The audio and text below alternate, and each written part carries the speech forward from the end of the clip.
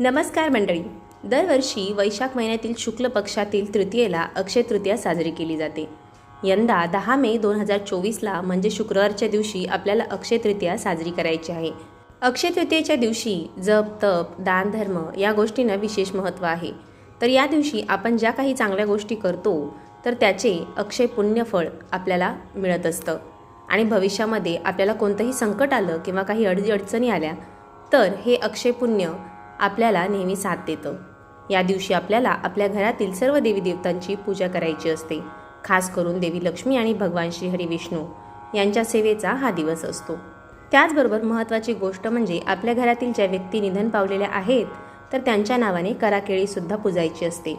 पुरुष असेल तर त्यांच्या नावाने करा पूजायचा, म्हणजेच मातीच्या तांब्यात पाणी भरून त्याची पूजा करायची. आणि महिला गेलेली असेल तर तिच्या नावाने मातीची मोठी एक कळशी मिळते तर तिची पूजा तुम्हाला करायची असते.